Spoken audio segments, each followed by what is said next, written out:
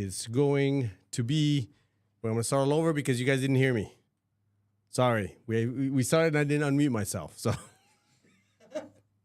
we're starting great this time around. So again, thank you guys so much for joining us this evening in another episode of GTS, Gikoro Tequilas and Shots. Today, we have a very, very special guest, just like every single one of our other guests. But, you know, we've kind of kept her a secret for a little bit because we were waiting for them to come in and do this. And we would, you know, show you who it is. But a lot of you guys are already big fans. Or you guys know her. She's an educator. She's been an educator at imaging for many, many, many years.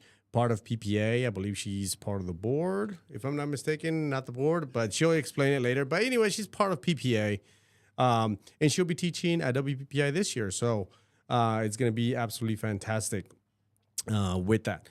This time around for GTS, we actually have Pasote Tequila. Pasote Tequila, I was not very familiar with Pasote, to be honest with you. But a really, really good friend of mine who also a great tequila fan passed me over to it. He gave me a quick information. This one's based, you know, it's made in Los Altos of Jalisco. And as you know, the only tequilas that I drink, you know, are organic tequilas and certified or organic tequilas. And this is one of them. The craftsmanship between this one is actually really, really good. I mean, the notes on this are very, very clean. And I've already taken a couple of sips with it. But the cool thing about this is that it's one of the very few tequilas that is actually distilled still on copper pots, cooked in brick ovens, but the distill process of it is done in copper pots rather than stainless steel like a lot of the other ones are. But again, Pasote Tequila is what we're going to be sharing. But, you know, without further ado, I'm going to introduce, you know, our great guest for today, and that is Erin and Marco Hernandez. Hello. Hey, guys. Hello. How are you? Good. Thank you for having me. Well, you're absolutely welcome. We've been kind of working this out for a while. You guys were supposed to be here about a month ago. Yes. And then, you know, it didn't quite work out, so we had to switch it. But I'm glad you guys are finally here with everything. So you guys drove in today. We did. You guys are in Kansas City or outside of Kansas City? We're in the middle of Kansas. You're in the middle of Kansas. I was in Kansas City. I had a studio there for like over 14 years. Yes, I do remember that. So you're no longer in Kansas City anymore. No. Okay. So you're in Kansas. Flint Hills now. You're in the what? The Flint Hills. I thought you said the foothills. I was like, all right, cool. Sure. Absolutely cool. Well, thank you guys so much for coming. One little thing that we hadn't announced before is that you're actually a Gikoro ambassador. So thank you very much for being part of the family or whatever. Not whatever, but you know what I mean.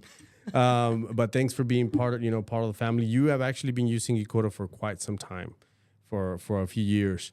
And you know, it was only recently that you joined the ambassador team, and we're very, very honored that you're part of it. But I want for the people that are currently here, that are viewers, some of the viewers, and again, guys, you know, like every single one of the other times, if you guys have any questions or anything, please post them on the comments. We will try to get to them as much as we can. Also, if you go to the social medias and you ask some of the questions on there, you know, we'll try to answer them on our next episode about this. But with everything that we're currently doing right now, we have a little bit of a different kind of show on this one, because we're actually going to dig pretty deep into what's going on in general. One, because of the education aspects of everything. Two, because you guys are working on something that I'm very, very excited about. And three, just the kind of everything that's kind of going on. It's, you know, we're halfway through the year. We're about to go into 2025.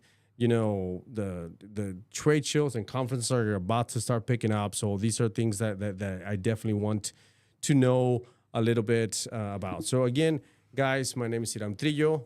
I'm your host for GTS this time. So without further ado, I'm gonna let you guys kind of introduce yourself. I want to know, and I want our people, to know what, is Erin and Marcos Hernandez. Like, give me a quick synopsis of you guys. A quick synopsis. A quick. Now, for you guys that don't know, Erin can talk. I can a lot. Okay. So we're gonna try throughout the show. There's gonna be a few times that I'm gonna reel her in a little bit, but there's so much to you that I definitely don't want to cut it short either. So I want to make sure that get to know that. But unfortunately, you and I both kind of talk a lot, as you can tell by me just talking right now. But please continue. Please introduce yourself. Okay, so his name is actually Marco Polo, for real. And when I met him, I asked to see his ID like every other girl and every other person. Probably, that's not the first time I was basic, but... And he pulled out his driver's license and proved to me that was his name. And I thought it was really funny. But the first time I heard it, we were at a theater rally, and we both met actually performing in an opera.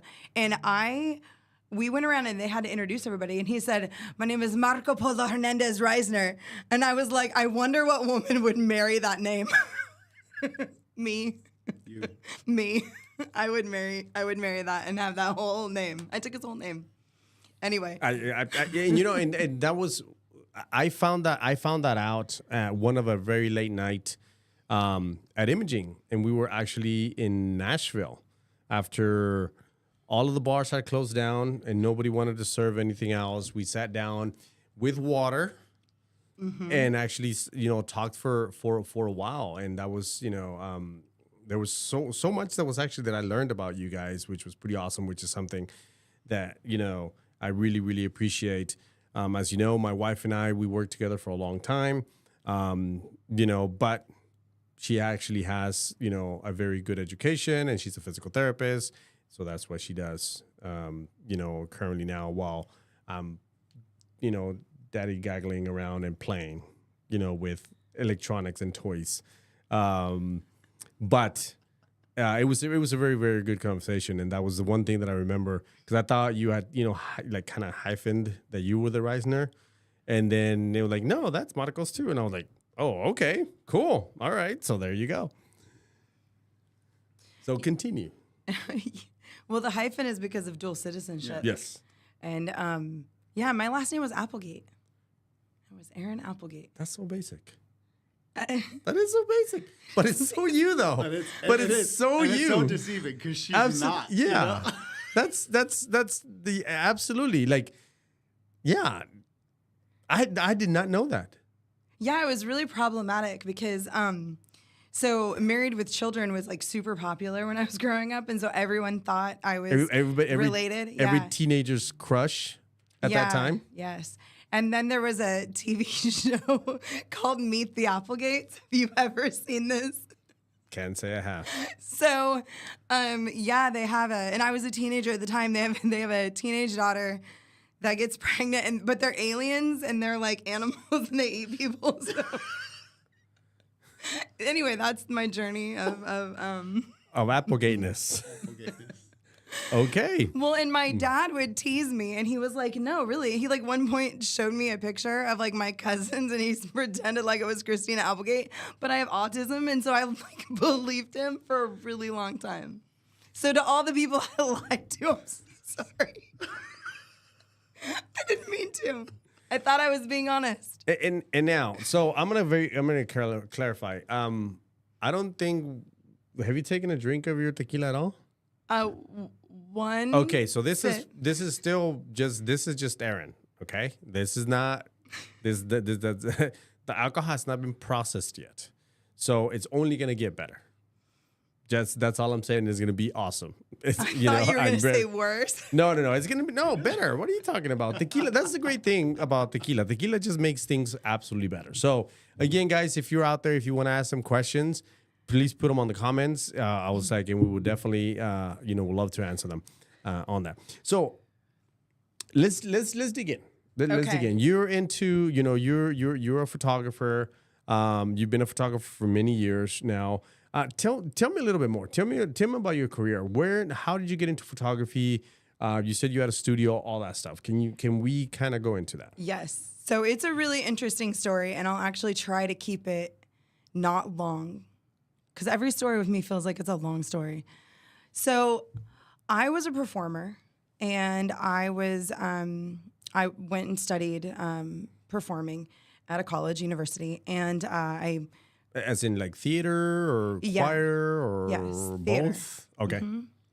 And so, like, as a kid, I was actually in a Radio Shack ad commercial, and I was in professional performances and stuff. Even in Kansas, in like this small town, it was kind of cool. But I always loved that. That's what I wanted to do my whole life. So when I was in college, I ended up meeting a guy. I got married. I got pregnant. Got married. Not me. Nope. This is before me. It was before Marco. And it was a very abusive relationship. It was a bad relationship. And I ended up changing my major to put my abusive ex-husband through law school. And he is not a lawyer, and I am still a photographer. Okay. And it was to provide for my family. And so I changed my major in college. And From performing arts to photography? it was actually going to be graphic design, but they were firing the graphic design professor. So the chair of the department told me that if That's got to be a story in its own. told me if I took photography, then when I got into graphic design, I could photograph my own stuff. And so I was like, okay. And then I took my first photography class, and I was really good. And so the first roll of film that I ever shot was used in an art gallery advertisement. And then by the time I was my second year in college, I was selling art and had been like published like globally. Awesome. But I think it was all the theater. What was like? What was the? I mean, you weren't photographed. What was your photography of? Like, you were doing art pieces. You were doing, what type of photography were you doing, or So publishing, or getting published? So the stuff that got me published was photographing other artists. Okay. And so I photographed my professors. I photographed opera singers. I photographed doctors, musicians, all these friends. And I just, and they would use the images in their own publications to promote their own work. And so it was kind of, I guess, like early branding photography before branding photography really existed. So you were creating content for these people. Yeah. With their film camera. I was yeah. with my film camera. Yeah. That's awesome. Cool. All right. So you were doing this basically to support your family. Yes. You got into photography to, support your growing family at the time. Yeah. So I wanted to be an artist, and I was doing really well. And I started a whole hand series, and then I did this series called The Bell Jar, which I did during a divorce. And I have all these different art things projects I did, and I started putting them in shows and entering them in shows. And so stuff would sell and be in all this, whatever you do as an artist. I mean, I feel like it was easier in college because I had professors helping me and setting me up, and there were lists of stuff available to us where you could enter. So I feel like it was easier than when I got out. It was harder because we didn't have the internet yet. Now we've got the internet, we've got social media. I follow a page where they list all kinds of grants that you can apply for, publications you can apply for, art shows you can apply for. And now it feels like it's easier. So I love that. But I really felt like photographing weddings and portraits was me selling out. Like, it was really ingrained that, like, this was art and that is not art. Yeah. So you went from basically not getting paid to getting paid. Kind of. I mean, let's be honest. Seriously. So I wanted to be like a commercial photographer, and I was a photojournalist too. So I worked for like the newspaper, and my first job out of college was at the Times-Picayune, which is the largest newspaper in the South, which is in New Orleans. And I was also then going to be doing stock photography, and assisting a commercial photographer who shot like all the Nike stuff at the time. So this is like early 2000s. And so it took 3 jobs to be able to like provide. And at that point, like Marco and I we had just gotten married. So I guess I kind of skipped the divorce part. Hey, I mean, it happened in college. You didn't make it. Exactly. Whatever. And I was like, you jumped from, to the good part. So. Right. Like, let's skip ahead. Yeah, absolutely. But when I was in college still, after I had graduated, I didn't get into grad school. I applied to grad school, didn't get in. And then I started looking for jobs, but I stuck around another year to finish a theater degree. So I had an art history degree, a photography degree, and then a theater degree. And we met in the opera. We were in Mozart's Don Giovanni, which is like a 4-hour opera. And we were in the chorus. We were in the chorus. We had a lot of downtime to just hang out. He was engaged to another girl who was cheating on him at the time. And I knew about it. And I didn't know what to do because we were friends. But we met because I was about to walk on stage and I had really bad breath. And he was down doing something. And I looked at him. I was like, do you have a piece of gum? And I said, yes, this piece. And I took that piece, put it in my mouth, and ran on stage. And then he was like, who's that girl? And then he started stalking me and following me around. I was working at the art gallery, and he would like kind of hang out a lot. Okay. And I had my senior show like right after that. You did. And then he asked me to marry him like 5 times before I said yes. I was never going to get married again. I was terrified. Yeah. Well, I mean, it's part of it. Now, yes, we kind of skipped really quick, into something in which I find something, extremely important, yes. Because especially right now, you're autistic. Yes. Yeah. Which is absolutely, awesome. It's one of those things because a lot of people, think that autism is such a devastating, when they're children or stuff, and it's something that it's very common, nowadays, when it comes to it. So let's talk a little bit about that. Let's talk a little bit about, I want to, for one, because I want to know more and I want to be educated. My wife is very educated on that because she's a physical therapist. She works in the field. In the medical field, and she has, experience with from autism to all sorts of other stuff from some of her patients that she does. So, what is, for example, when you would tell me, I have some little cousins who are autistic, but they're in a very different spectrum. Mm-hmm. So I want to know so that people can better understand, including myself, and please, excuse my ignorance because I want to show that autism is not the end of everything. Like so many people think that just because somebody says that they have autism or they're within the spectrum or whatever, there's different levels when it comes to the spectrum. So can we talk a little bit about that? Is that okay with you? Yeah. That's part of being open. Like I said, I'm openly autistic, meaning that like you can approach me. I feel like you can't call people out. It's kind of like being gay. Like you're not allowed to like call someone out, but if they're openly talking about it and they're out, then you can talk about it, right? I feel like any form of disability is kind of like that. And I have more than one disability. And so I'm, what is it called? Like 2E? Or we joke and call it like twice exceptional or something.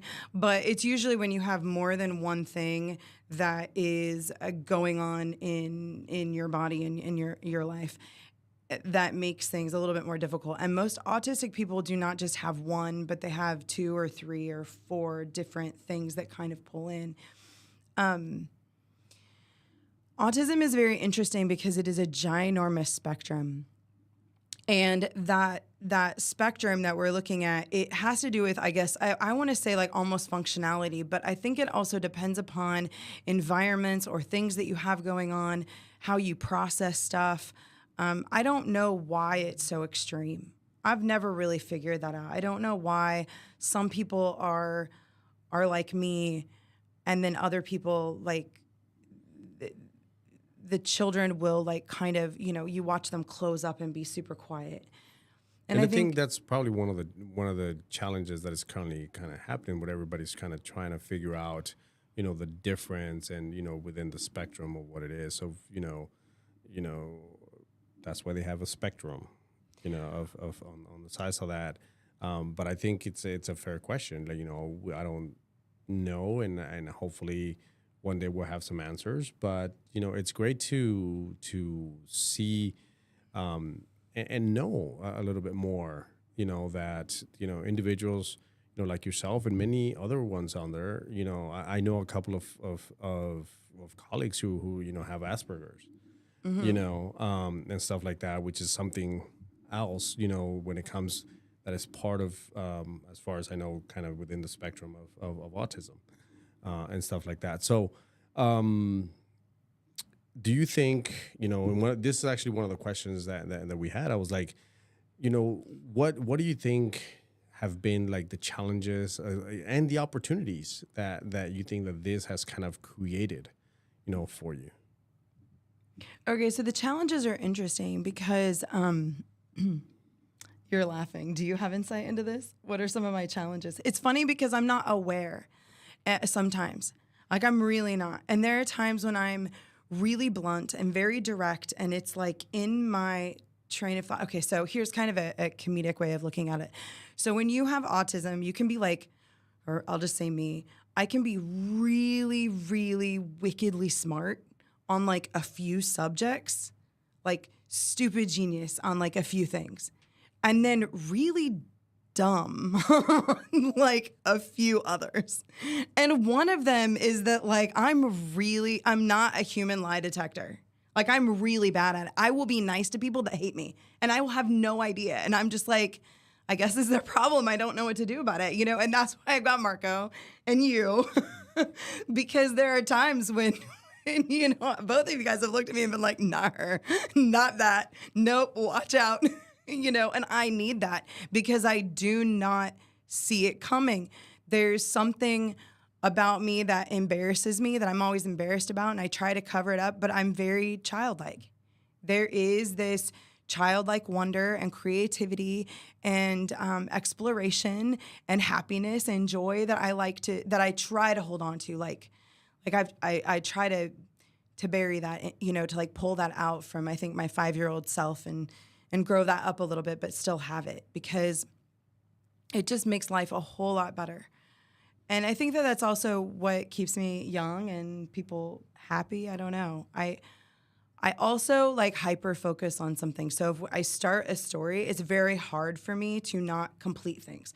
I'm bad at like leaving things on, which actually is great when you're working on a project, because when I work with somebody, I'm going to finish that.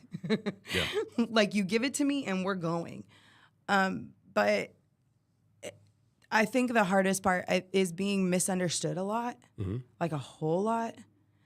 And like, I've been eager, like too eager and too excited. And then people are like, okay. So I had somebody tell me one time, they were like, I have 128, I'm dishing. So this is the other thing too. I'm super honest. And so then stuff just comes out that's really honest. And I told Marco, I was like, I can't say names. I can't say names because I would accidentally say stuff. But I was told at one point, they said they had 128 ambassadors. Why would they need me? But like in like a mean way, like it was bad. And there were people around, and I was just like super quiet. And I was like, oh, I don't want to be your ambassador. Like, I wasn't talking to you to like get something from you. I thought we were friends. Clearly we're not. And that's the other problem. I didn't grow up with a lot of friends, so I don't know and understand. I understand friendship on a super deep, deep, deep level from a trauma line basis. I do not understand friendships with like normal people, because I'm like, are we playing in the same sandbox? Cool, we're really good friends, but we're just next to each other, right? We're not really playing with each other. And that's sort of life and almost how I work. And so it's taken me a long time to learn how to build real relationships and how not to get used. Yeah. So there are your challenges. Yes. What opportunities do you think this, like, I mean, one of the things that you mentioned a minute ago was, for example, that when you get hyper focused, so that means when you start a project, so that means with the client, you would get done with client stuff, pretty quickly, or at least you were very focused on finishing projects, for clients and stuff like that. What opportunities has this also, given you? It's interesting because there are different modes when Erin is doing different tasks. So in general, like if she's relaxed, basically she can't block any input. So if there's a mess, she is completely aware of the mess. If there is some little ticking noise or sound, she is completely aware of the ticking little sound. If there is someone having a major emotion in the room, she is very much aware of that, and she can't easily block it out. However, if she's hyper-focused, say like on a wedding day where she has a mission and there is a timeline and a goal, then all of her focus goes into that, and the other things kind of melt away, which was a little hard for me to understand that there were these different modes at first because I would see her be able to block things out on a wedding day, but then, if I was tapping on a table, that became extremely irritating, but on a wedding day when she was hyper-focused, she didn't notice it really, or at least it didn't allow her, she didn't allow herself to be distracted by it because she had this mission. So it's interesting because she comes equipped with I almost feel like they're special abilities. Yeah, but okay, let's take center bar. When we're at WPPI, I can feel everything. So it's intense. I feel all of it. I usually end up getting a headache. I end up getting sensory overload. But I can feel the person depressed at the bar. I can feel the couple fighting over there. I can feel the two people having an intense conversation. I can feel the drunk girl hitting on some guy she shouldn't be hitting on. I'm hyper aware of everything that goes on. I cannot shut down the input. So the input is constant, which can be good. I know a lot about a lot of people and I don't mean to, but I just do. And it's not like it's good or bad. It's just information. But it's interesting because she doesn't always know that she knows it. So I found often a lot of the information that her brain will collect, she won't be aware of until the right question is asked. And then suddenly she'll just have an answer and not know how she got it. She just has the information. Okay. Yeah. But this is a big thing. I'm a connector. And I love connecting businesses with other businesses or people with businesses. And so if I learn something about a person and then I hear a business or a company needs that, then I will recommend people. And I've done it so many times and I don't think about it and I never remember. Once it's gone, I don't remember it. But I've gotten people a lot of sponsorships just because I heard, he brought one up the other day. What was it in the car? You talked about it. What happened? Oh, there was a company that was looking for. They were kind of rebranding and launching, and had approached you, and he manages a lot of the stuff, so he sees all the correspondence. And so they were talking to Erin, and this was quite a few years ago, and where they were going and what we were building weren't quite aligned, but Erin saw that it would be a great opportunity for another educator that was coming up. And so she immediately connected them and they hit it off and really formed a partnership. Okay. And so. But I didn't realize till later, it was no, I did know. It was there was a magazine spread that they did with the person. And there were all these different things. And I was this is awesome opportunity. And it was really cool. And I appreciated it deeply. But I wasn't wanting my name out in everywhere. And I wasn't comfortable with it. And it just wasn't right for me. It wasn't me. I was I think this person could use this. And the other thing is too, is that when you have a sponsorship or you have somebody helping you, it's a lot easier to get additional help when you have one. It's, so sometimes recommending or helping somebody get something, it just helps them get a foot in the door that they then can expand and grow even further. And especially if they're a really good educator, because sometimes they can't afford to go teach at like a conference or go do something, but they have the heart and they're really good at it. And so if they team up with the right person that can then help them get there, it's been really fun, I guess, kind of doing that. But I always forget, but somebody told me the other day at WPPI, they came up and they were like, I hosted them for the first time and they taught in my studio. And I was so happy because they like won some big award with the Portrait Masters, and they're teaching now with Portrait Masters. Awesome. And so if I've ever done anything, like tell me, because I won't remember or know. Well, because once you finish the project, I think yeah, I'm gone. But I think and I think that's probably one of the great things. I would probably kind of see that, more of an opportunity type thing, that you truly, when you help, whether through education or and stuff like this, you're doing it just for the mere fact that you want to help someone, that you want to, kind of, like I said, you were connecting people and stuff like that, and you don't really expect anything from it, which is pretty rare just in general, not just necessarily just in our industry, but just in general to begin with. So I definitely commend you for that. Well, On that. So thanks, but I do it anyway, and I'll still that's do what it. I'm saying. Well, that's what I'm saying. I think that's a great thing to have, rather than a lot of people that end up doing stuff like that is, for the glory, like, oh, well, if it wasn't because of me, certain person, blah, blah, blah. So it's kind of one of those things. So now let's talk a little bit about, with everything that's kind of happening, within the industry. I mean, we've seen it. We've been in the industry for a while. Like, we've been in this industry for a long time.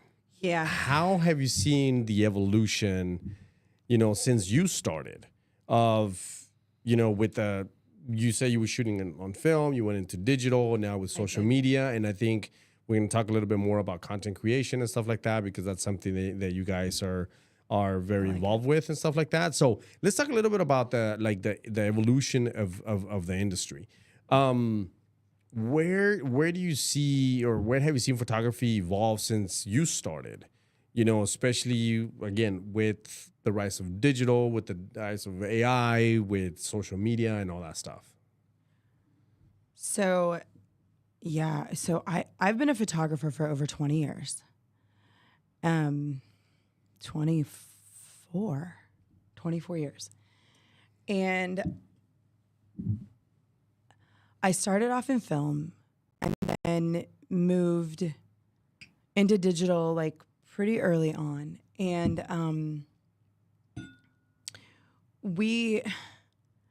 it was interesting to watch it, because we started off, like, when we got married, nobody wanted us to get married. Nobody. In fact, Marco's family didn't talk to him for 5 years and didn't see him for 7. My parents cut us off, kind of. I mean, like, they didn't really, not really, but kind of. Like, they really didn't want us getting married either. They're great now. My mom's probably watching. I love you, Mom. they are great now, and my mom will admit, like, they made mistakes. I think every parent has, does. I'm like uncomfortable. I'm a parent, so. But this evolution was really interesting, because I feel like, we started off, we were so poor. Like, so Hurricane Katrina came, and then I went to Seattle, and I was trying to work fashion, and then we moved like 5 times in 1 year. So by the time we had it, my kids are living with my mom and dad. We can't afford them. We've got an air mattress in an apartment. And the night before we got our apartment, the apartment we were supposed to move into blew up. So we went to the apartment complex. There's across the street. And it's funny. And if you got a job at the mall, you could waive the application fee and get your first month's rent free. So you went to go work at Sears. So Marco got a job at White House Black Market. I did. And I got a job at Glamour Shots. Yes. So we all know where that kind of went to. So talk about evolution. So So I was at the last strain of Glamour Shots. Like, I mean, they literally came in close. So I walked in one day and the manager was doing a line of Coke across the counter. And I went, I'm out. And I walked out the door. And then they got busted like a day later and got raided. And I was like, I'm glad I'm out. And then we went, and a girl that worked with you was like, oh, you guys are good dancers. Because we went to like a thing, and she was like, you should teach ballroom dancing. So we started teaching ballroom dancing. And then we found this church. And this guy, I'm still finishing, I guess, the other story because my brain, it's going to tie in. So then this girl, we came to this church. And we just gotten the kids back. We just had enough money. Marco had this job at like a hotel, and I'm like not feeling like a photographer like at all. And it's around November, and the message was like, if you have anything to give, like you have nothing to give anyway. Well, we had like nothing, and so this guy announced he was marrying the church secretary, and I was like, the whole thing. I'm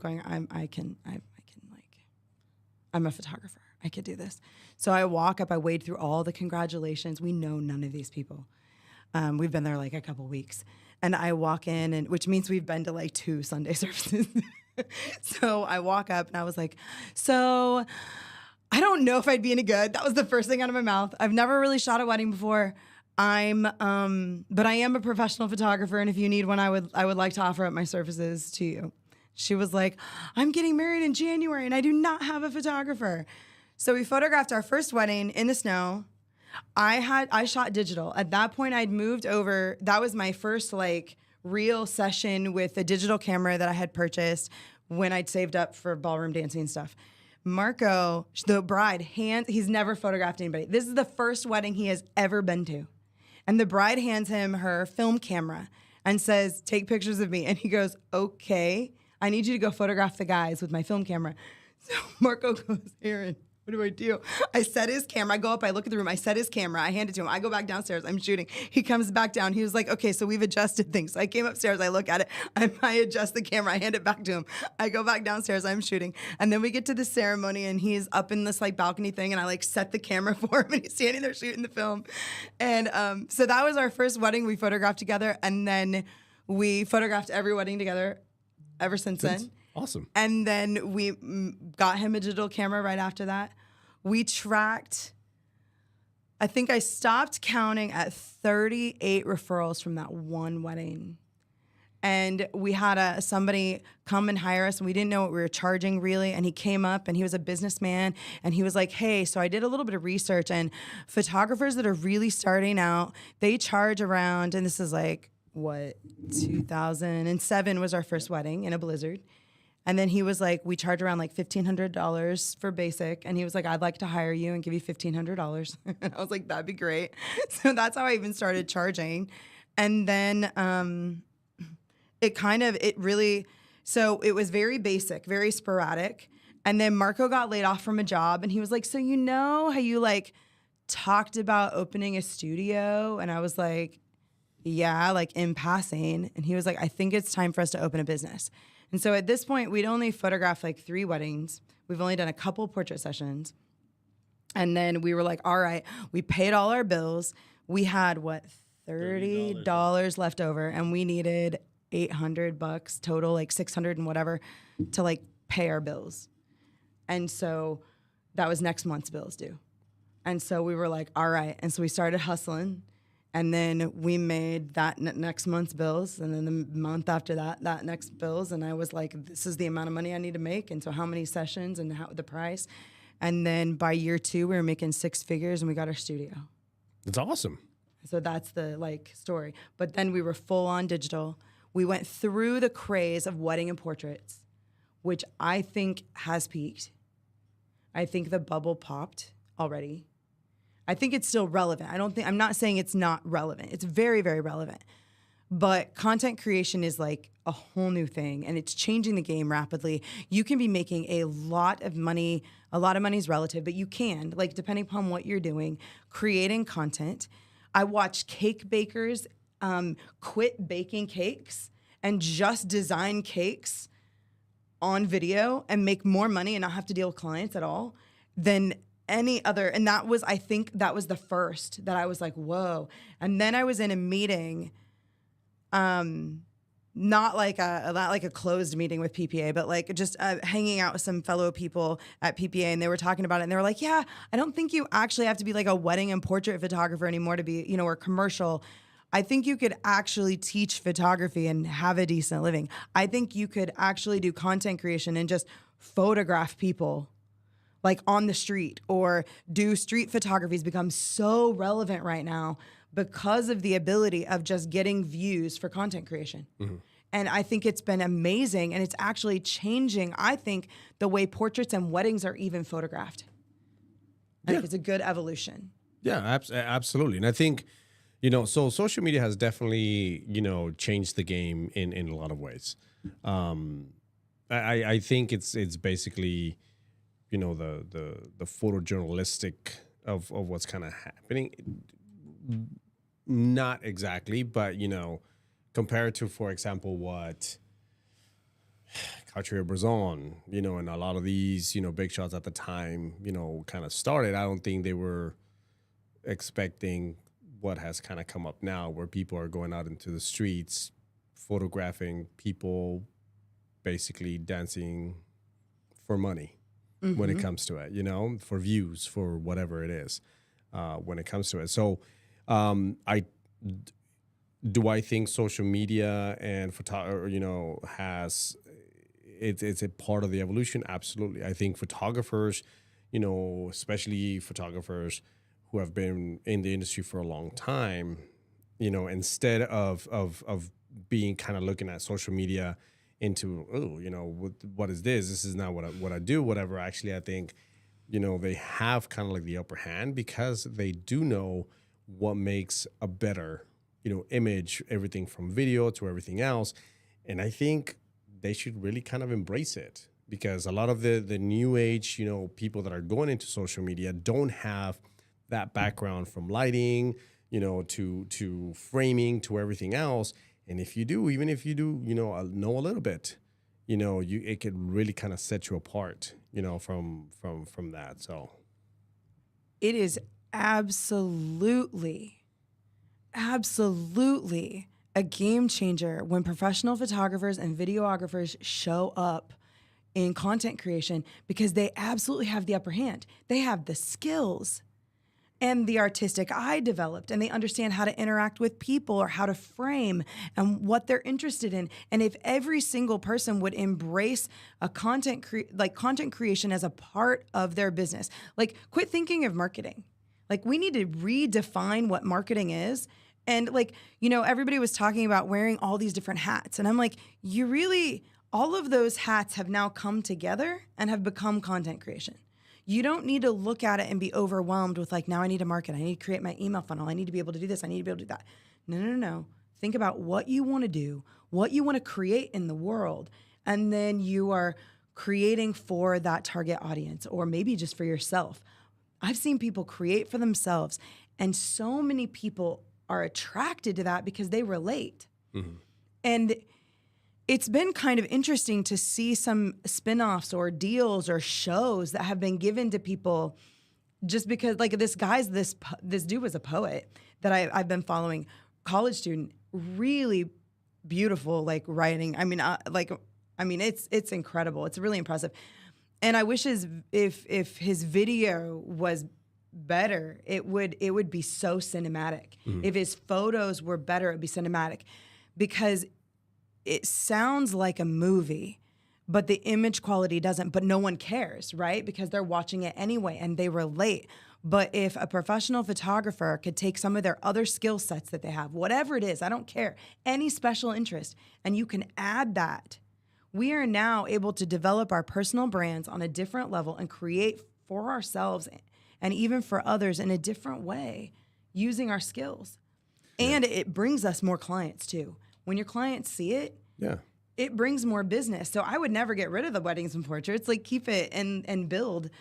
I mean, you could probably run a pretty amazing team if you wanted to do that and keep costs low and do volume that way, or go boutique if you want to and supplement your money in a different way. I think the professional photographers also have an upper hand when it comes to this new world of social media because it's all about the process. And the process is more interesting when you have more skills and more ingredients that you can add, you know? So professional photographers, with all the tricks that they know in editing, in lighting, in doing interesting things to showcase the world in the way that they want to, they have the ability to create more interesting content than someone else that doesn't have those skills. I think we can touch emotionally deeper. Mm-hmm. And I think, and that's a very good point, because I think a lot of the stuff that's, you know, with a lot of content, you know, creators that are out there, I think the ones that become successful are the ones that are able to kind of break that barrier, where it does kind of, you know, touch.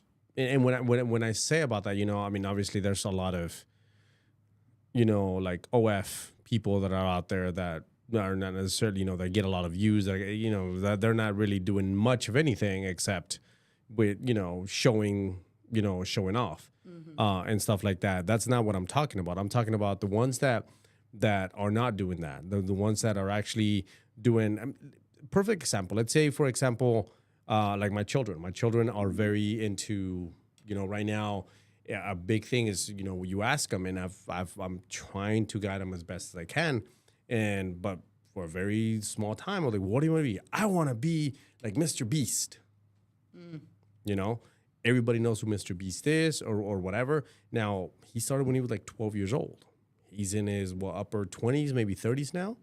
You know, so he's been doing this for over 2 decades almost, you know, doing this. But now he's also doing, you know, stuff where, you know, I think to be and to stay relevant, you know, he's doing some things that some people see controversial, you know, as you know, I don't see controversial, but, you know, when he buys 1,000 people eye surgery, you know, and stuff like that. You know, but some people are like, oh, you know, he's doing this for views or whatever. It doesn't matter what he's doing it for. He's doing something, you know, right? And then obviously there's a bunch of stuff that's kind of happening now that kind of ruins that whole situation. But when it comes to content creation and you know, individuals that know what they're doing, they definitely kind of set themselves apart, you know, when it does come, when they do, because basically the more expensive their videos look, the better it is. Now, you don't need to have state-of-the-art equipment. You can do it with the phone, but if you know how to use the current technology that you have to better create and to give you, you know, a more better production value, and I think that's where everything kind of comes from. And I think that's where professional photographers, a lot of, are being very kind of resistant to this new flow of what social media content creation is, rather than kind of embracing it, because you already have that expensive equipment. You have one leg up on what everything's going on. Use it. You know, now doing behind the scenes, you know, we have, you know, like Amber, you know, Amber Henry, who's one of our ambassadors. She's great about doing that. Really cool. Sandra just recently had, you know, one of her posts that went completely viral, had, you know, 14 million views. You know, she was featured in ESPN and all that stuff because she decided to post one reel that had, you know, that one little thing that where she was doing nothing different. She was still doing her work or whatever, but she was doing a behind the scenes thing. It hit, you know, and it touched so many different things. So, you know, again, you just never know. And if you're already doing it, if you're already working for it, why not, you know, capture it at that time? So with that little thing that we did, we literally knocked out like 4 of the next questions that I was going to ask, which was awesome. You know, so now let's go a little bit into like the education. Now that we've already talked about, you know, the current trends, you know, content creation, we've already talked about the technology, kind of how things have been going, you know, from film to digital to what everything's kind of going on right now. I mean, you've been involved in education for many, many years now. And, you know, So I'm going to ask you, your very typical cliche question, like what advice do you give newcomers who are trying to break into the industry? Let's start off with that, number one. But number two, I want, you've been talking and and you've been kind enough to share some of the information of the stuff that you kind of are developing. And I want to know a little bit more of what you're developing, if it's cool, number one. Number two, why? Okay. Go for it. That's really good. Okay. So, what was the first question? The first question is, gave me two. what advice do you give newcomers trying to break into the industry? Okay. So let's start with that. So, which industry are we speaking specifically? Photographic or just content creation? Because eventually they've got to exactly right come now. together. Yes, right now. Let's talk into somebody who says, "Hey, you know what? I want to be a photographer." So let's talk into the photo industry. Okay. I think content creation is something that pretty much anyone can pick up a phone and do. Yes. But I think photography takes a little bit more It's a craft. than getting a camera in December and you're a professional photographer by February.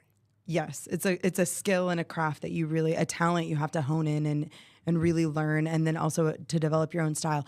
So I find, and I have always found this, I find photography fascinating. I like good photos.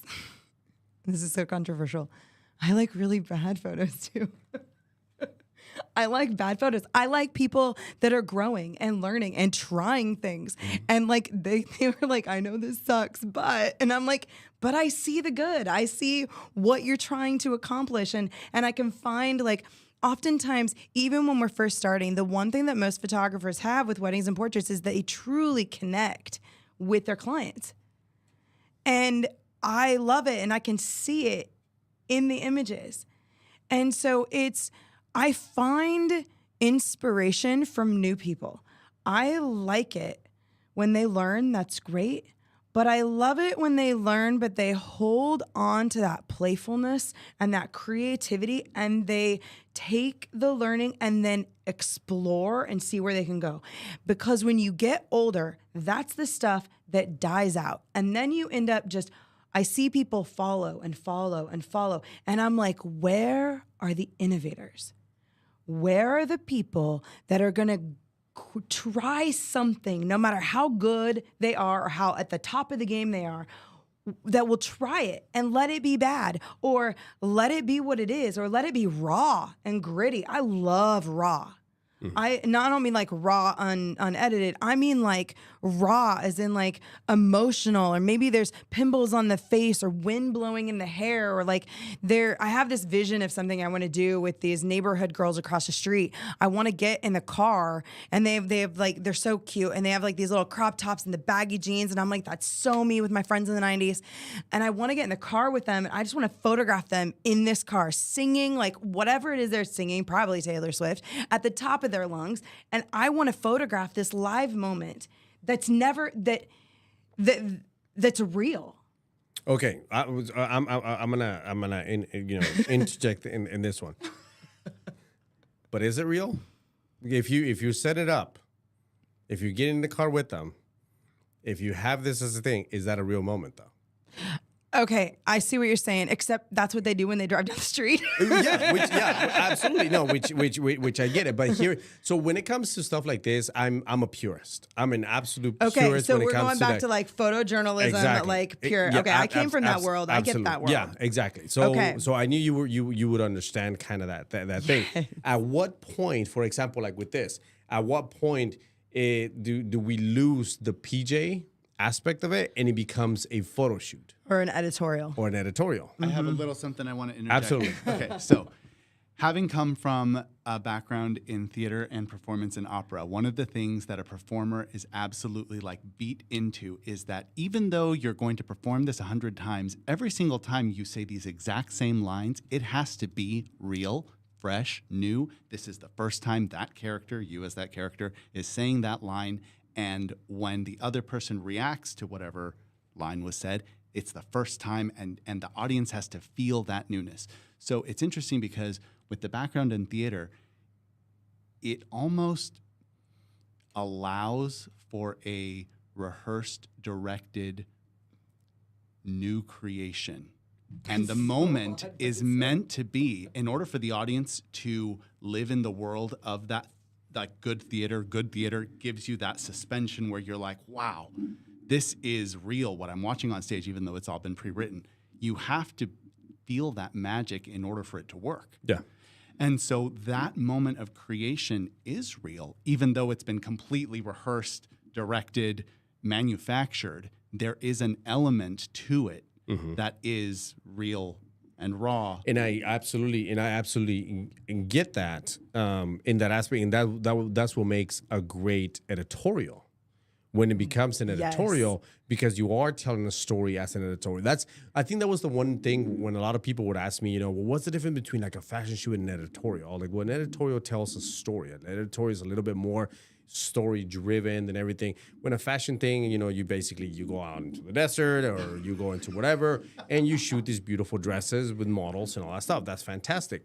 But when you do these different things that has a little bit more of a story, when you go into like a skate park and you throw all these little things where you actually have that's more of an editorial. It tells a story.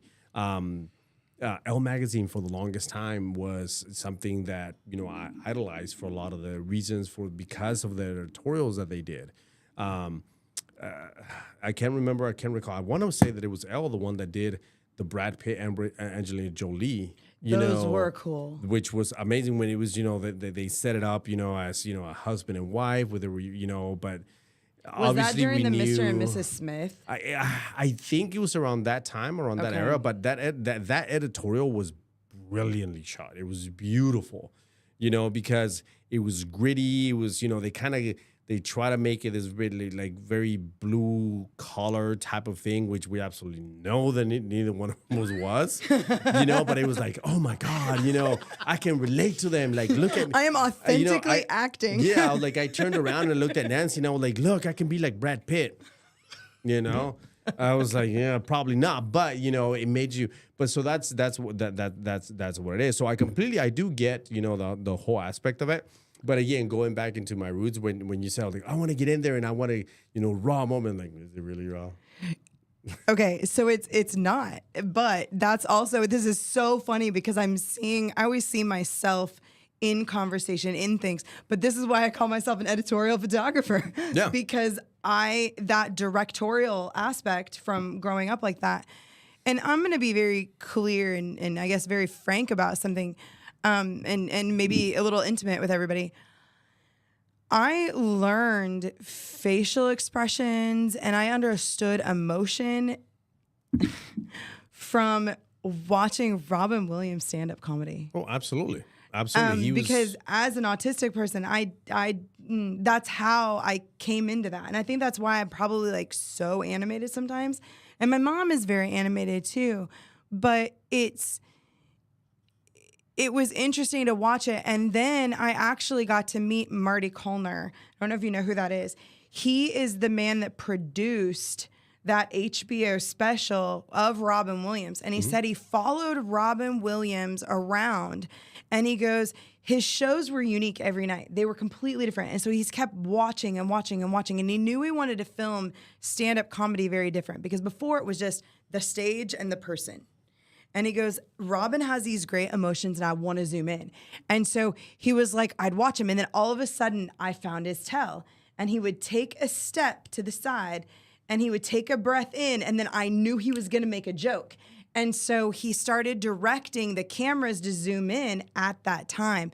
And it was really cool to hear him like share and talk about how he caught that and then chose to film that. And then it changed stand-up comedy forever, and then I would study these faces and that's how I got that. So I don't think there are times when like, I remember like being a photojournalist and being like, you cannot choose but you choose, right? At some point you're choosing, but you cannot interject and you can't step in and you can't do something. And on one hand, that's fine. And then on the other hand, it's so hard for me not to direct on some element. Yeah. But I like but I don't want to direct all the time because I don't ever want to interrupt. Like Yeah. I want to set the scene and then be like action. Yeah. And then I want to photograph whatever's going on or doing. And I think, and by any means, I'm not, when I said that, I wasn't saying that it was right or wrong. It was, it was more of a clarification type thing. Now I'm so glad that you brought in, like Robin Williams, because besides being an freaking comedic genius on everything that he absolutely did.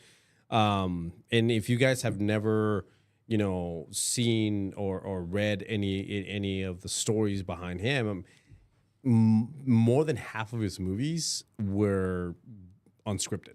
Yep. A lot of the things he would never follow script. He would go to, he was an absolute genius when it came, to that. And there's 2 stand-up comedy shows that completely are my favorite. Robin Williams being one of them, and the other one is John Leguizamo. John Leguizamo Freak.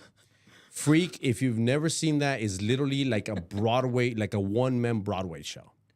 We saw him live. Oh, yeah, I did too. Yeah, I wish I would have seen that. I saw his most recent one, which was also amazing. Where it told a lot about the Latin culture and the history, of it, which was absolutely amazing. That guy is also a genius when it comes to all of that stuff and the way he portrays and he knows the stuff. But Freak, if you have never seen John Leguizamo's Freak, it is probably one of my favorite, very close to Robin Williams, if not surpasses it, just for the mere fact of the amount of characters that he plays. Like one individual plays a multitude of characters in this whole thing. And it was directed by Spike Lee. Oh, Spike Lee is really good. And both being from the Bronx and stuff like that. It's something that they both kind of connected. But kind of going back on how raw, like he talks about his childhood. He talks about getting beaten when he was a child, by a drunken father. But yet he idolized it, and every character that he plays is just so absolutely amazing. He has when it comes an ability to commit. Absolutely, yeah. that he does. And it's one of the things, like, even though he's a comedian and he has he has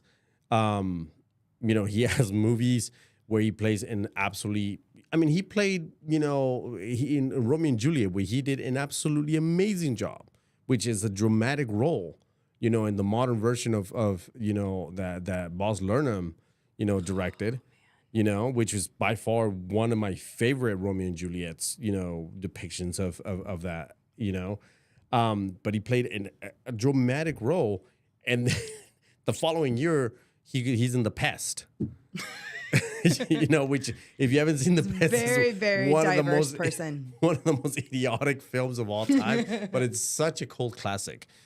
But again, it goes back to that. So I'm glad that you kind of brought that up. That there's such a broad range, even within our own industry, with everything that kind of happens with everything. And I think right now, like content creation and all of that stuff, it's a big part of the evolution of where photo and video it's kind of going to. I think to be honest with you, I think what is ruining it is not necessarily it's social media that is ruining it. The way things are pushed, the algorithms, the stuff that's kind of being one thing that I absolutely loved, and I think it was way ahead of its time, was Vine. Vine was awesome. Vine was absolutely way ahead of its time. Fun. I hated the fact that they folded so quickly, because they would have been so much better than even what TikTok is. Because TikTok was fantastic because TikTok tried to replicate what Vine did. I know, but it wasn't. And now you have like 3, 5, 6 minute videos and TikTok. I'm like, oh my God. And Vine never folded. It was still the, what was it, 10-second max? I remember sitting with our daughter, and she would sit there and just like swipe through. She'd be like, Mom, check this out. And we would just laugh. It was like family fun, like watching Vine. And I feel like it was a great space for young comedians. Absolutely. And so many of them. Cool. So many of them came out of there. And the great thing about Vine was the fact that not only did it it forced creators to be creative because they had such a short time to parlay a message that, even now, you can't do in 2 minutes. They had 10 seconds to do it. So everything from the message to the editing to the filming to everything was done. I mean, I knew people that were on Vine that would film for 3 days to do a 10-second video. And it showed basically what creators do, what photographers do. That you take X amount of images, at the end you deliver a quarter of that. Videographers that take B-roll, that take C-roll, that take all this, stock footage and all of this stuff to create, a 2-hour documentary when they spend 4.5 years doing all of that stuff. So it was part of that whole thing, when, it was very, very early on in the content creation. So I'm very happy. I found actually an account that's called, it's on TikTok, and it was called Vine Fun, and it's a bunch of somebody who has found a lot of the Vine, like the classic Vine footage, and has put it together. Okay, I like so watch that. it's really I'll just, save that clip. Yeah, but you're having a bad day, you can go watch absolutely, Vine. Absolutely, it would actually give you a hit. Yeah. I mean, it would hit that dopamine, but it didn't feel the way that Instagram feels, or the way there was no competitiveness. I felt like Vine did for comedians and like entertainers what MySpace did for the music industry. Yeah. I can see that. And both of them had their place. MySpace. MySpace. I was on MySpace. Oh, I was on MySpace too. I loved the music though. I mean, I found bands and artists and started following stuff. I mean, I feel like it helped the indie movement really, but it was so short. Yeah. And then of course we've got YouTube, which is kind of great. It's because Tom sold out. Oh, yeah. Tom. We were all friends with Tom. We were all friends with Tom. So for all you youngsters, if you know, right before Facebook, before all that, there was MySpace. Just saying, there was MySpace. I probably still MySpace still there? It's still there. You can look at it. I bet I have a page. It's actually owned by Timberlake. Timberlake bought it. Really? Yeah, it looks nothing like what it used to look like, but yeah. I mean, I don't think I could log in because I'm not sure I know what my password is. Do you know my passwords? Okay. So, but I don't remember passwords. Yeah. It is what it is. So, all right, let's go back. We actually talked some really cool stuff on that. I still want to know about this project. You need to talk about the project. Come on, tell me about the project. You got 5 minutes. 5 minutes? Do you want to go? Sure. So, because he's the man. I was gonna say, I was like, he's with the plan. Okay, so to make my vision it's kind of funny. Real. You were talking about how social media is the problem. We've found you're gonna bring Vine back. I'm kidding. About that. Go. Our powers are not that extensive. Well, see, but the thing about it is, not yet. See, all you gotta do, I was like, see, you're Hispanic. All you gotta be is like just El Vine. El Vine. El Vine. Yeah. La Viña. There it is. Done. LaViña.com. Done. All right, I'm sorry. No, you're good. You're good. So we are creating a community that's based around education that is for photographers. But instead of putting up another group within social media that is full of distractions and controversies and whatever else the algorithms decide to put in front of our faces to distract us, we've decided to take it off of social media and create our own space. It is. We have our own space. I found and started doing research, and I found that when people would see things when they were scrolling through, I found that you'd feel a certain way, and then you'd go into your Facebook groups, and then you would carry that with you into those groups. And that's where some of the toxic behavior was coming from.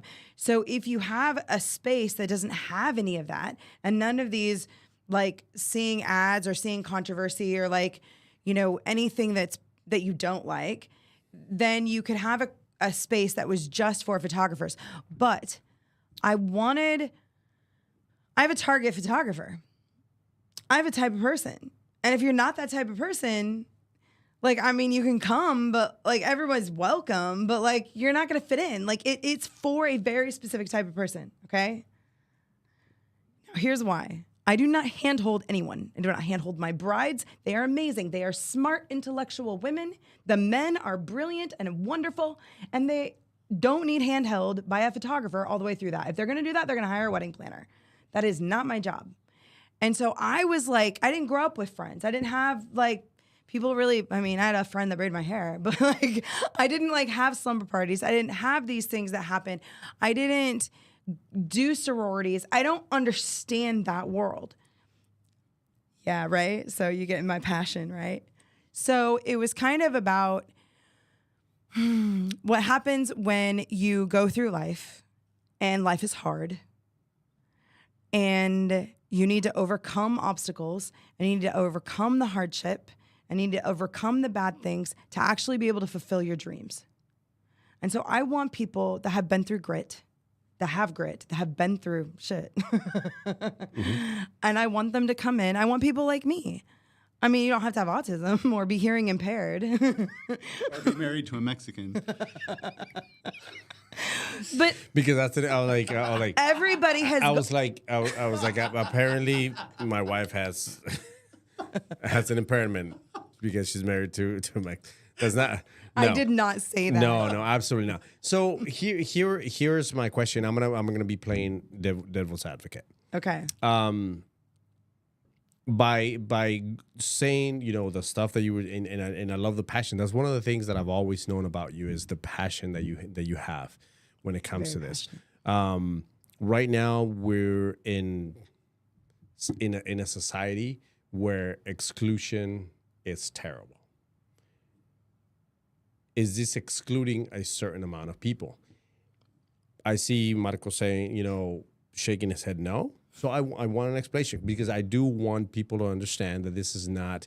I'm with you. I'm 100% because I'm the same way. I'm very blunt. I'm very, you know, upfront and stuff like that. And I don't, you know, when I was a judge at WPPI, that was one of the biggest complaints that I had. Not from the people that were, you know, I had a lot of the people that I judged their images and came like, thank you so much. You gave me great points. But then I had some of the judges who were like, oh, you were a little bit too harsh. I was like, I'm not here to waste time. I'm here to, you know, be a judge. That's what I'm gonna do. That's what it is. But you know, you said something that, you know, like I want photographers like me. Yeah. Okay. Okay. So I don't know if I'm a photographer like you. How is anybody else gonna know if they're a photographer like you, or how do photographers know that this is a welcoming community when it comes to it? Okay. So, like, my passion aside, I think that I want people that are willing to be, like, when they look down deep, like they've had to overcome some stuff in their life. And that should be almost everybody. But if you are so privileged that you have never had to struggle ever, you do not have to have trouble like I have. I've had, you know my issues. Yeah, absolutely. I have gone through things that no other human should ever have to go through. Ever. Like, hands down, ever. And I've barely survived. So I know that, like, no one's ever really like another human. Everybody is really unique and different in who they are. But if you're broken, or things are hard for you, or you're struggling, or you have in the past, and maybe you're at a place where you can help somebody else because you're real with yourself and you're willing to be honest and open and not, you know, perfect. Maybe if we can just let the perfection walls go down for a little bit and be okay where you are, then we can grow together. Okay. And that's what I want to be able to do. And which is very honorable, which it is. Now, let's talk a little bit about the people who have been privileged their whole life, who have not really had hardships and stuff like that, who don't know the other side of the coin of people who have done that for whatever reason, for whether they had the means, whether they have been exceptionally intellectual, whatever Okay. it is.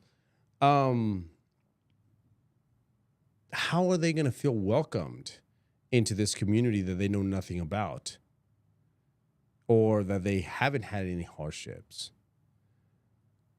Like, we don't. These are really hard questions. Exactly. I never thought about all the privileged people out there in the world. Because now at some point, That's really bad. And I was raised around a lot of privileged people. Like a lot of privileged people. That doesn't mean that they didn't have struggles in life. That doesn't mean that they didn't see things differently. Yeah. And a lot of my clients are very privileged. In fact, almost a lot of them. But also a lot of my clients have come through something, whether they have had parents that were immigrants, or they themselves had battled and struggled and then overcame and built their amazing businesses. And so I think that if you are someone that is privileged and you can hold space for people who are not, then you are very welcome. And I would love to understand and hear your perspective and have parts in there. I think that everybody really does have a place, especially if you want to learn something, because let's say you're privileged, but you're really bad at content creation. Well, you're struggling now. Yeah. You're struggling to connect. So where can we help you? Where can the help be? Where can you help others? Because if you're somebody that is privileged and you can help other people, well, hell yeah. Let's do it. Let's help other people, because we want to rise up. It's called Gladiators Rising. So, and RISE stands for something. Radical increase in sales and engagement. There you go. I was waiting for that. No, and again, like I said, I have to play devil's advocate. One, because I'm very, very excited about Gladiators. That's or GS, GR. But it's also one of those things where I do believe that I think there's enough groups that exclude so many people. Mm-hmm. Whether there's even groups who I've personally joined that were like, oh, we're welcoming to everyone, and then you come in with a different idea, and they were like, well, what are you doing here?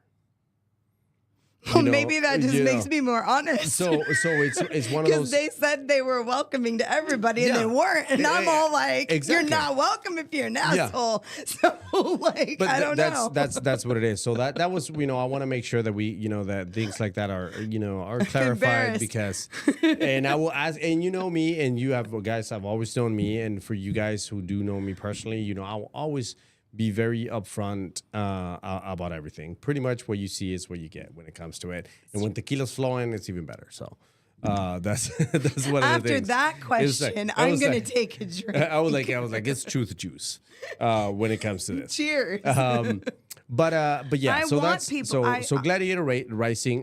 Do you guys have a launch date yet? Okay.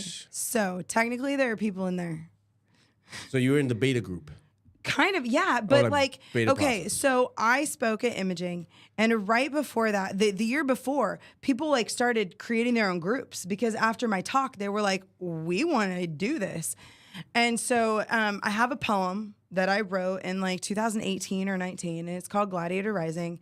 And I wrote it in Rome before I was speaking at Album Epica, what is it called? You wrote it in the city of Rome, not in Roman. No, in the city of Rome. Just to clarify, while I was in the city of Rome, I wrote it, and I was really going through a lot of stuff. I was accidentally addicted to sleeping pills. I did not know that. I was having massive withdrawal, suicidal ideations.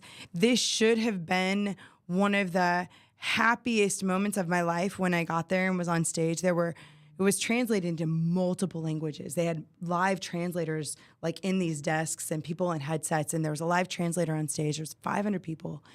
I didn't know this until I arrived. My picture was everywhere. I was sitting next to Bambi Cantrell, and she goes, "That is good marketing." And I was like, I'm keeping that headshot for a really long time. Bambi Cantrell told me it was good marketing. No, but it actually was, and they were using it everywhere. And I didn't know until I got there that I had higher billing than the editor of Vogue. I was the keynote. I didn't know. So I start freaking out. I'm not like other people in that because of my trauma. I'm not somebody that wanted my name out there. In fact, when I first had sponsors that were sharing my art, when I first had sponsors sharing my art, I would be like, just put my business name on it. You don't need to put my name on it. I didn't want the attention. In fact, You know what's funny when you bring that up? I've always been like the complete opposite. Everything that I've ever put, I've always put my name on it because it holds me accountable. And that's something that I learned just like family wise from my dad was like, if you're proud of something, if you want to do something, he goes, you put your name on that. that's beautiful. He goes, because that is going to hold you accountable to whatever it is. And I've done that from the beginning.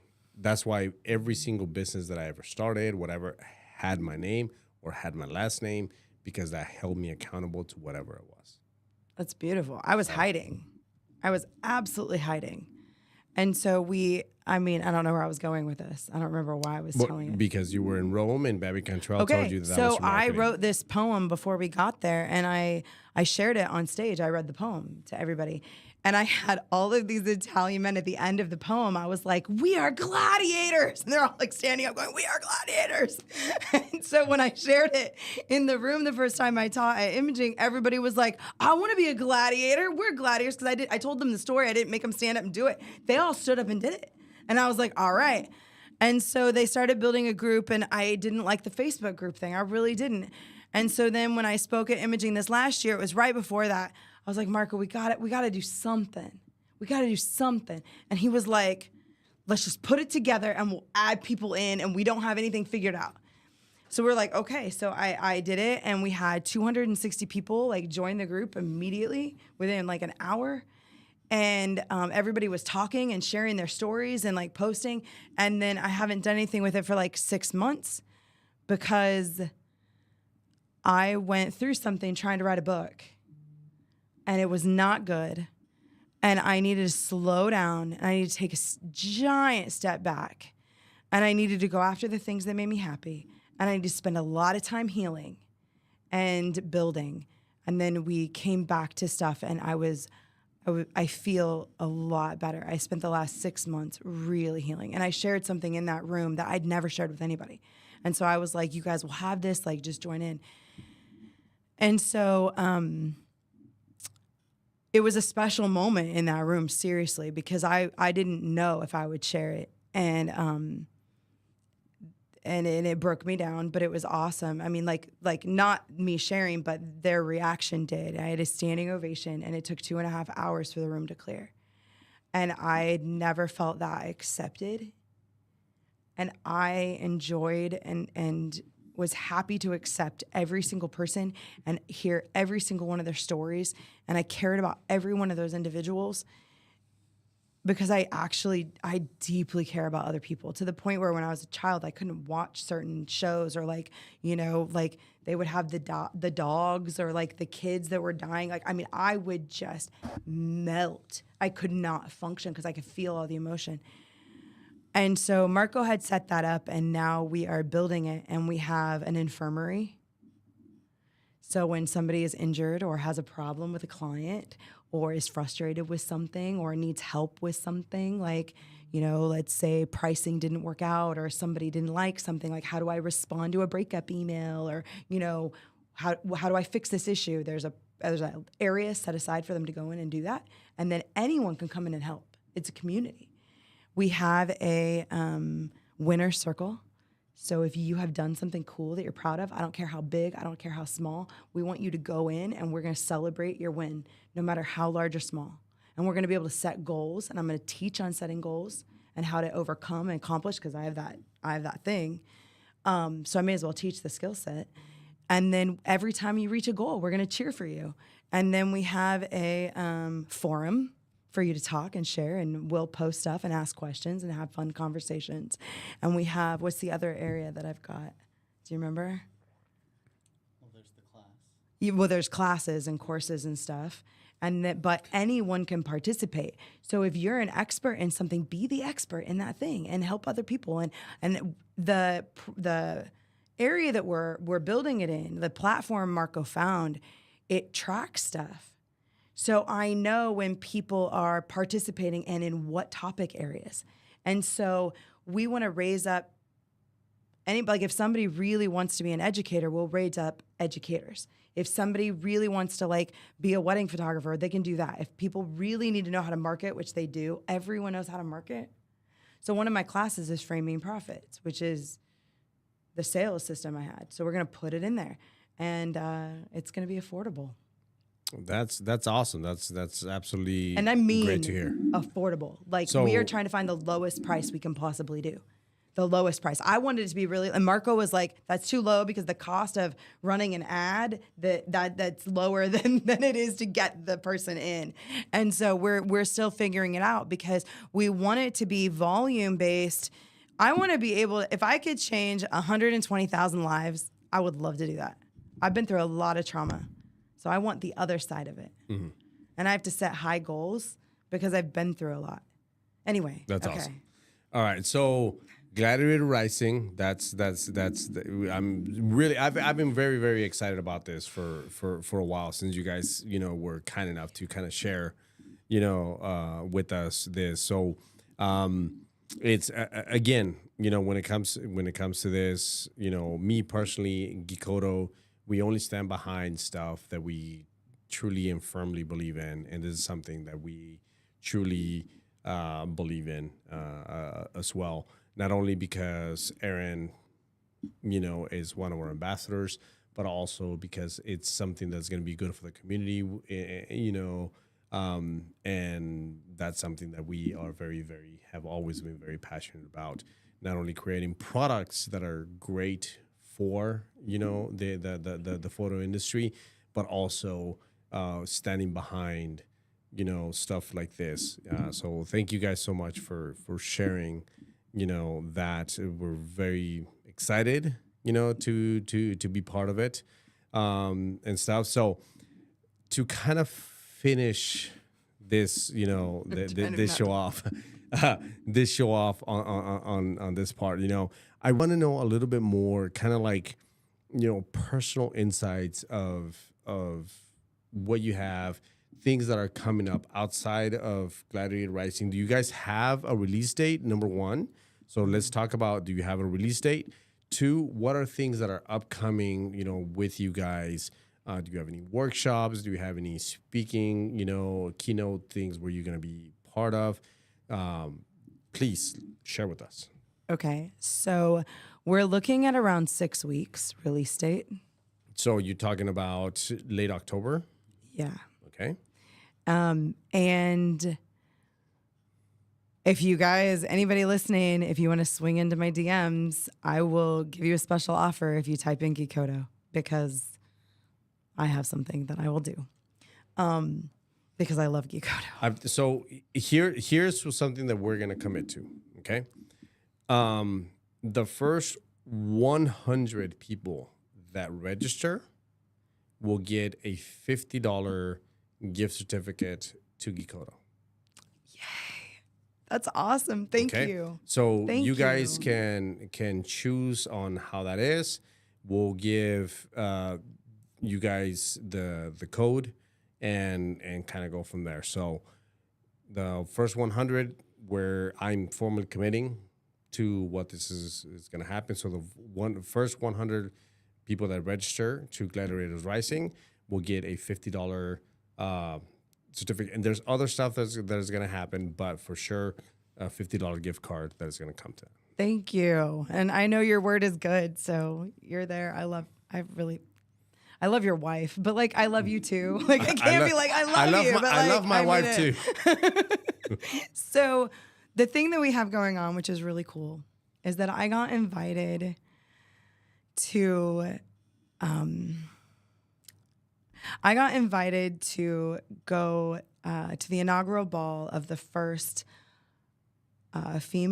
first Black mayor of Northern Ireland. That's awesome. And congratulations. Thank you. And in December, we're going. And then in... we're going? You could if you want to. Okay. Yes. Okay. When you say we, it really, everybody in So the room. we're allowed to have a 2-person pass. So we get to have 2 people join us. Woohoo! Nancy, we're going to Ireland. In December, though, so it's 1.5 hours of daylight. Done. Okay, I just don't checking. care. I'm a night owl anyways. Is it? But it's cool. And this is amazing. And I'm excited to support her. It's a really big deal. Absolutely, yeah. And then fingers crossed, I might be going to the inauguration. And then depending upon, and if things go that it's politics, so I don't like talking about it. Like, I mean, I do, but like, we're not going to in the last 3 minutes. Yes, please. And then in May, we're going to Kenya. Okay. And so all of this is a series. But before that, you've got before that, in Las Vegas. I do, but I'm not allowed to say. Am I allowed to say? Absolutely. Okay, Arlene, I understand that my contracts doesn't allow me to speak. So I'm gonna say I love Arlene. You will be speaking at WPPI.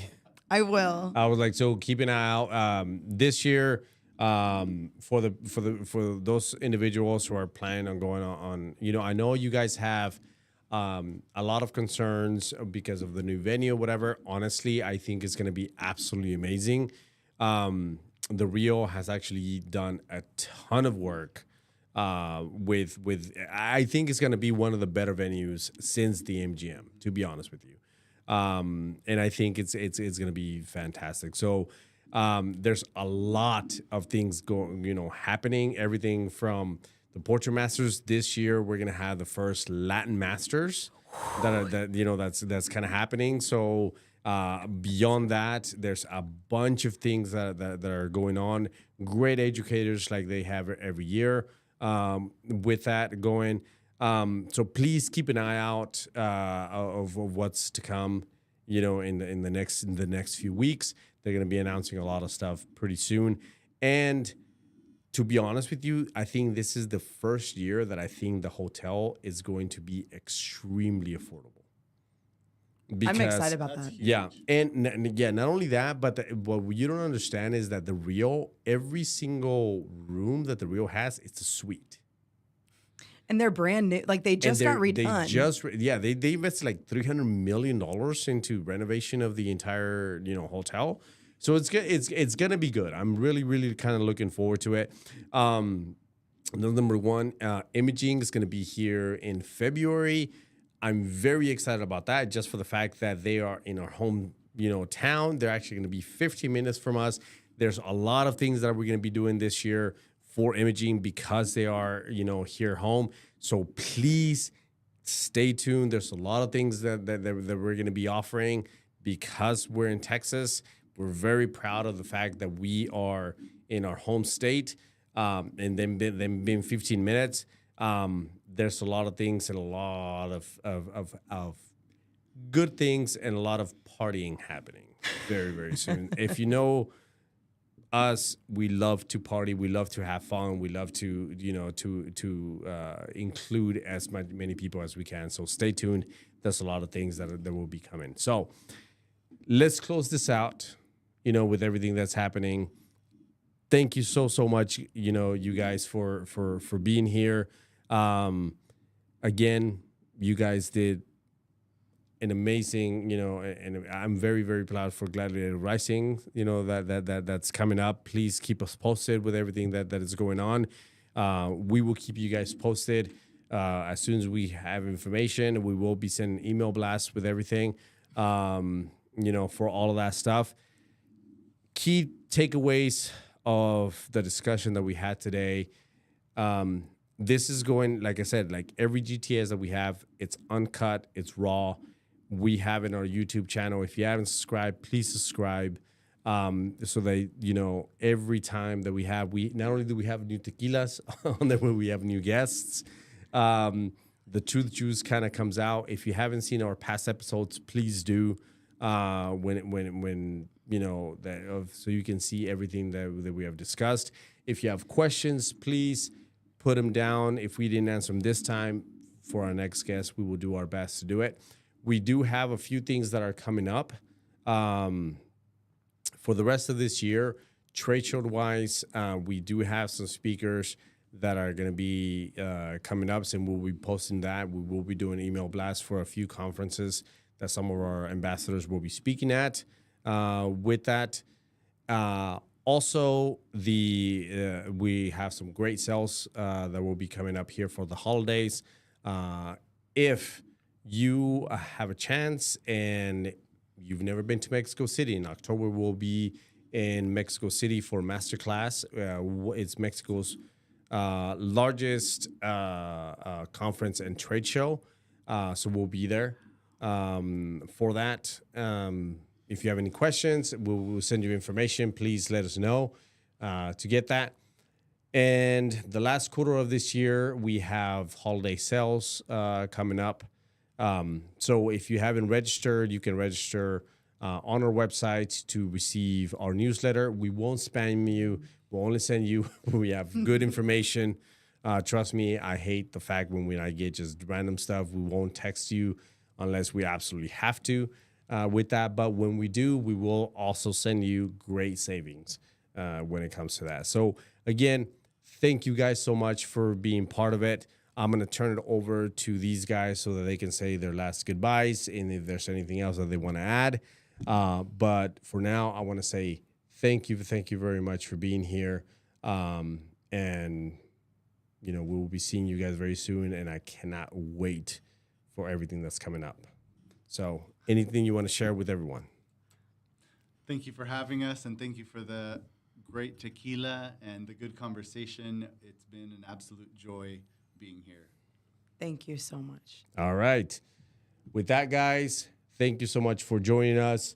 That's it. With everything else, again, Paso Tequila, I was actually very, very impressed. Thank you so much, for Pasote. As you know, I'm done just in time for that.